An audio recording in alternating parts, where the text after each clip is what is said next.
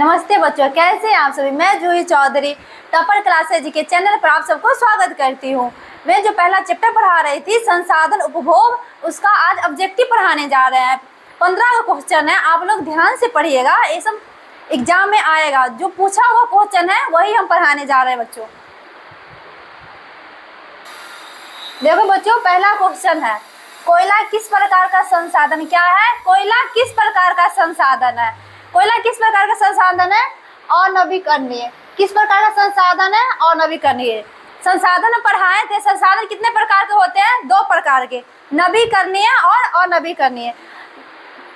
नवीकरणीय संसाधन किसे कहते हैं? जिसको हम दोबारा उपयोग कर सकते हैं उसे नवीकरणीय करते हैं। अनवीकरणीय संसाधन है जिसको हम दोबारा उपयोग नहीं कर सकते। कोयला को हम दोबारा उपयोग कर सकते हैं? नहीं कर सकते, तो क्या हो गया? अनवीकरणीय संसाधन हो गया। क्या हो गया बच्चों?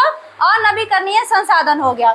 दूसरा देखो, सौर ऊर्जा निम्नलिखित में से कौन सा संसाधन है? क्या है? सौर ऊर्जा निम्नलिखित में से कौन सा संसाधन है? तो पुनः प्रतियोग संसाधन। क्या है? पुनः प्रतियोग। जिसे पुनः प्रतियोग संसाधन जो है ना, उसको हम फिर से हम उपयोग कर सकते, उसे क्या कहते हैं? पुनः प्रतियोग संसाधन कहते हैं। तीसरा देखिए, तट रेखा। क्या है? तट रेखा कितने किलोमीटर क्षेत्र सीमा अपवर्जक। क्या है? अपवर्जक आर्थिक क्षेत्र कहलाते हैं। क्या है बच्चों? तट रेखा। क्या है? तट रेखा कितने किलोमीटर क्षेत्र में क्या है? सीमा अपवर्जक। क्या है बच्चों? अपवर्जक आर्थिक क्षेत्र को कहलाते हैं। कितना है? 200 NM। इसका मतलब क्या होता है? 200 NM। NM का पूरा नाम क्या होता है बच्चों? NM का पूरा नाम फुल फॉर्म होता है नॉटिकल बिल। क्या होता है? Nautical bill. 200 नॉटिकल मिल। क्या है? 200 नॉटिकल मिल। देखो बच्चों, चौथा क्वेश्चन है, डाकुओं की अर्थव्यवस्थाओं का संबंध क्या है? आपको हम शॉर्ट वीडियो में पूछे थे डाकुओं का अर्थव्यवस्था क्या है, किसे कहते हैं, उसी को देखिए। डाकुओं का अर्थव्यवस्था का संबंध किससे है बच्चों? संसाधनों की अनियोजित विद्रोहन। क्या है? संसाधन के अनियोजित विदोहन। क्या है? संसाधन के अनियोजित विदोहन। क्या है? डाकुओं की अर्थव्यवस्था का संबंध किससे है? एक बार फिर से देखिए, डाकुओं की अर्थव्यवस्था का संबंध किससे है? संसाधनों के अनियोजित विदोहन। क्या है? संसाधनों के अनियोजित विदोहन। 5वां क्वेश्चन देखिए, समुद्र क्षेत्र के राजनीतिक सीमा के कितने किलोमीटर क्षेत्र तक राष्ट्रीय संप्रदाय निहित है? क्या है बच्चों? समुद्र क्षेत्र के, क्या है? समुद्र क्षेत्र के राजनीतिक सीमा के कितने किलोमीटर क्षेत्र तक संप्रदाय निहित होता? राष्ट्रीय संपदा निहित है। कितना है? 19.2 किलोमीटर। कितना है बच्चों? 19.2 किलोमीटर। पर्यावरण संरक्षण हेतु पहला विश्व शिखर सम्मेलन कब आयोजित हुआ था? पर्यावरण संरक्षण हेतु पहला विश्व शिखर सम्मेलन कब आयोजित हुआ था? कब आयोजित हुआ था? 1972 ईस्वी में। कब हुआ था? 1972 ईस्वी में हुआ था। निम्न में से कौन सा अजैविक संसाधन है? क्या है? निम्न में से कौन सा अजैविक संसाधन है? अजैविक मतलब क्या होता है? जिसे हम पुनः प्राप्त नहीं कर सकते।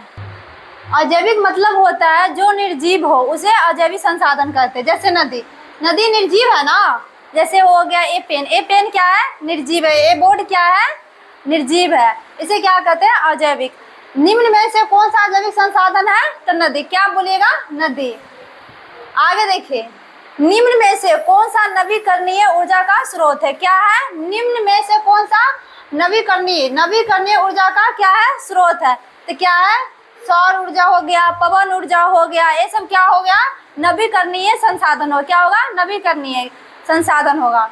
आगे देखिए, प्राकृतिक संसाधन। क्या है? प्राकृतिक संसाधन के संरक्षण के लिए 1968 में कौन सा कन्वेंशन हुआ था? क्या है बच्चों? प्राकृतिक संसाधन के संरक्षण के लिए कितना में? 1968। कितनी ईस्वी में बोला जाएगा? तो 1968 में। क्या हुआ था? कन्वेंशन हुआ था। कन्वेंशन हुआ था। क्या हुआ था बच्चों? कन्वेंशन हुआ था। कहाँ हुआ था? अफ्रीकी कन्वेंशन। क्या है? अफ्रीकी कन्वेंशन। 10वां क्वेश्चन देखिए, द्वितीय पृथ्वी सम्मेलन कहाँ हुआ था बच्चों? क्या है? द्वितीय पृथ्वी सम्मेलन कहाँ हुआ था? तो न्यूयॉर्क में। कहाँ हुआ था? न्यूयॉर्क में। क्या हुआ था? द्वितीय पृथ्वी सम्मेलन हुआ था। क्या हुआ था? द्वितीय पृथ्वी सम्मेलन कहाँ हुआ था? हुआ था? आगे देखिए, सौर ऊर्जा निम्नलिखित में से कौन सा संसाधन है? क्या है बच्चों?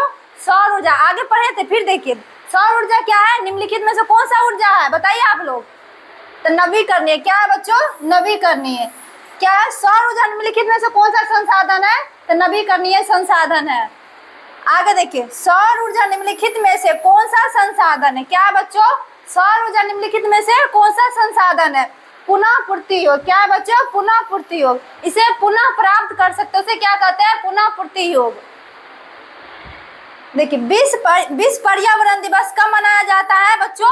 विश्व पर्यावरण दिवस कब मनाया जाता है? तो 5 जून को मनाया जाता है। कब मनाया जाता है? 5 जून को। 5 जून गया ही है कुछ दिन पहले। क्या पर्यावरण दिवस था? क्या था? विश्व पर्यावरण दिवस था, जून को था। प्रथम पृथ्वी सम्मेलन कहाँ आयोजित हुआ था बच्चों? प्रथम पृथ्वी सम्मेलन कहाँ आयोजित हुआ था? Rio de Janeiro. क्या हुआ था? Rio de Janeiro. क्या था? प्रथम पृथ्वी सम्मेलन। क्या था? प्रथम पृथ्वी सम्मेलन कहाँ हुआ था? Rio de Janeiro. ये किस देश में हुआ था? ब्राजील के शहर में हुआ था। क्या हुआ था? ब्राजील के शहर में हुआ था। क्या हुआ था? रियो डी जेनेरो हुआ था। क्या था? प्रथम पृथ्वी सम्मेलन। क्या हुआ था? प्रथम पृथ्वी सम्मेलन कहाँ हुआ था? तो रियो डी जेनेरो में। किस शहर में? तो ब्राजील के शहर में। ये सब्जेक्टिव में पूछेगा बच्चों। आगे देखिए, निम्न में से कौन सा अनवीकरणीय संसाधन है? क्या है? निम्न में से कौन सा अनवीकरणीय संसाधन है? क्या है बच्चों आंसर? इसका जीवाश्म ईंधन। क्या है? जीवाश्म ईंधन। इसका उपयोग एक ही बार कर सकते, दोबारा नहीं कर सकते। इसको क्या कहते हैं? जीवाश्म ईंधन। आज की बच्चों, आज जो मैं ऑब्जेक्टिव पढ़ाई उसको दोबारा तिबारा चौबारा देख लीजिएगा और याद कर लीजिएगा। ये क्वेश्चन एग्जाम में आएगा ही आएगा। देखिए, एक ही क्वेश्चन बार बार रिपीट हो रहा है। आप एक बार अच्छे से पढ़ लीजिएगा और याद कर लीजिएगा। आज के लिए बच्चों इतना ही, फिर कल मिलते हैं। Tata bye bye.